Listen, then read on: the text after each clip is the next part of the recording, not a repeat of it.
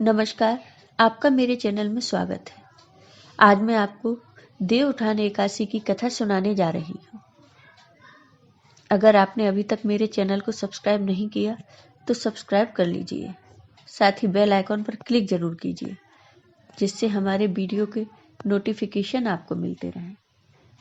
अब हम अपने वीडियो के विषय पर आते हैं।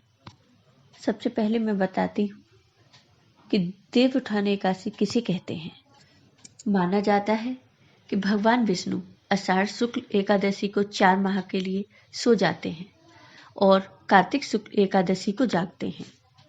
कार्तिक मास के शुक्ल पक्ष की एकादशी को देवउठानी एकादशी कहा जाता है।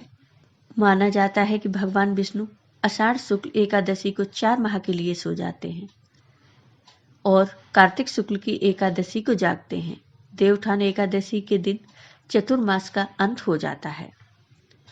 यह भी कहा जाता है कि इन 4 महीनों में देवशयन के कारण समस्त मांगलिक कार्य वर्जित होते हैं। जब भगवान विष्णु जागते हैं तभी कोई मांगलिक कार्य संपन्न हो पाता है।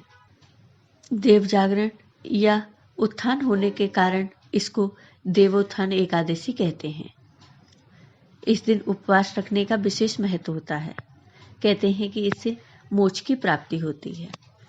अब सुनिए देवउठान एकादशी की यह कहानी।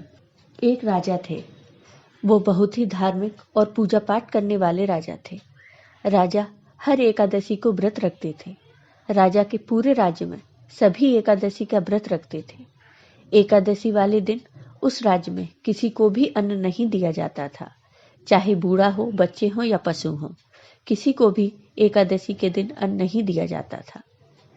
उस राज्य में सभी लोग एकादशी के दिन केवल फलाहार करते थे। एक समय की बात है, किसी दूसरे राज्य का व्यक्ति उस राज्य में आया और वह नौकरी मांगने राजा के पास गया।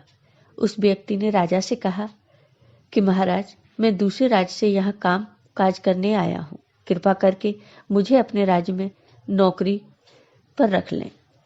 मुझे नौकरी की बहुत आवश्यकता है। तब राजा ने उस व्यक्ति से कहा, ठीक है, मैं नौकरी पर तो तुम्हें रख लूंगा, लेकिन इस राज्य का एक नियम है, उसे तुम्हें भी मानना होगा। तब उस व्यक्ति ने कहा, ऐसा क्या नियम है महाराज? तब राजा ने बताया कि यहाँ पर रोज तुम्हें खाने को मिलेगा, लेकिन एकादशी के दिन तुम्हें खाने को अन्न नहीं मिलेगा। इस राज्य में एकादशी के दिन कोई भी अन्न नहीं खाता, तो तुम्हें भी इस नियम का पालन करना होगा। उस समय उस व्यक्ति को नौकरी की बहुत जरूरत थी, तो उसने हाँ कर दी और वो व्यक्ति उस राज्य में नौकरी करने लगा। कुछ समय बाद जब एकादशी आई तो उसे खाने के लिए फलाहार का सामान दिया गया। उसने सामान देखा तो सोचने लगा, इससे तो मेरा पेट नहीं भरेगा और मैं भूखा भी नहीं रह सकता। यह सोचकर वह व्यक्ति राजा के पास गया और राजा से कहने लगा कि महाराज, इससे मेरा पेट नहीं भरेगा, मैं भूख के मारे मर जाऊंगा। मैं भूखा नहीं रह सकता, मुझे खाने के लिए अन्न दे दो। तब राजा ने कहा, मैंने तो तुमसे पहले ही कहा था कि ये इस राज्य का नियम है, लेकिन तुमने तब तो हाँ कर दी थी। लेकिन फिर भी वह व्यक्ति राजा से अन्न लेने की जिद पर अड़ा रहा। उसकी जिद के आगे राजा को हार माननी पड़ी और राजा ने उस व्यक्ति को आटा, दाल, चावल, खाने की जो भी चीजें थी दे दिए। वह व्यक्ति सामान लेकर चला गया और हर रोज की तरह स्नान करने नदी पर गया। नदी पर उस व्यक्ति ने स्नान किया और वहीं भोजन बनाने लगा। जब भोजन बनकर तैयार हो गया तो उसने एक थाल लगाकर अलग रख दिया और भगवान को बुलाने लगा। वह जोर जोर से भगवान को बुलाने लगा, आओ भगवान, भोजन तैयार है, भोजन ग्रहण करो। उसके बुलाने पर भगवान विष्णु वहां आ गए और प्रेम से उस व्यक्ति के साथ भगवान विष्णु ने भोजन किया।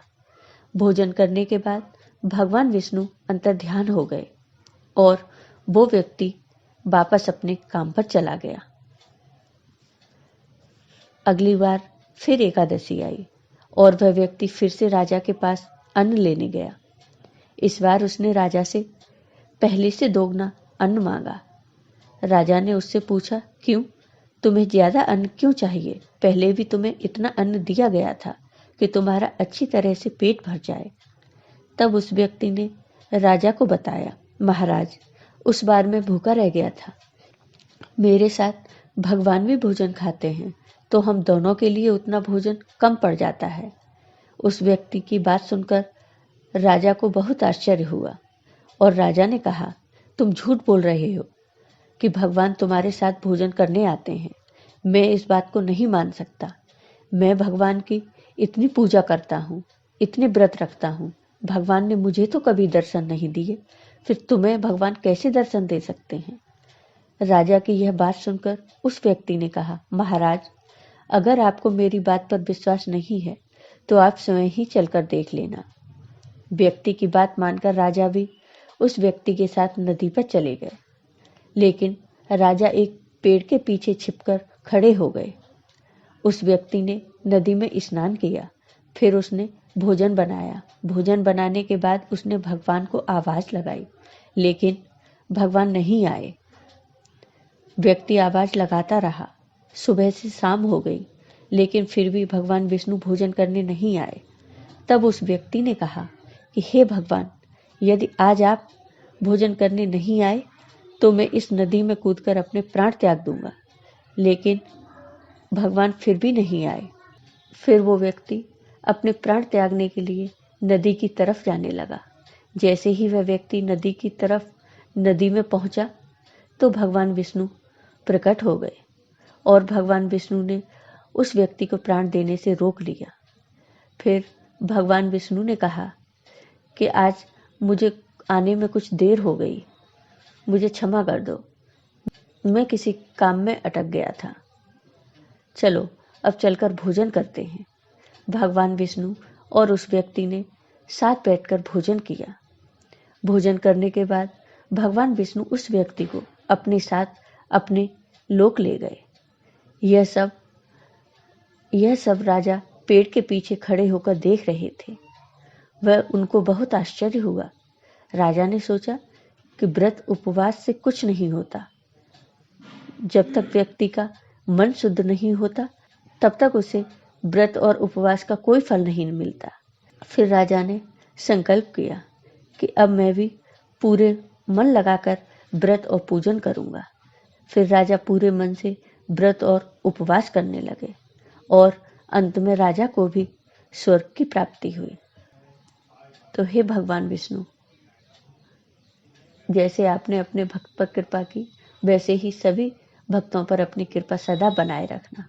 आपको ये वीडियो पसंद आया हो तो कमेंट बॉक्स में कमेंट करके ज़रूर बताइए। साथ ही मेरे वीडियो को ज़्यादा से ज़्यादा शेयर करिए। धन्यवाद।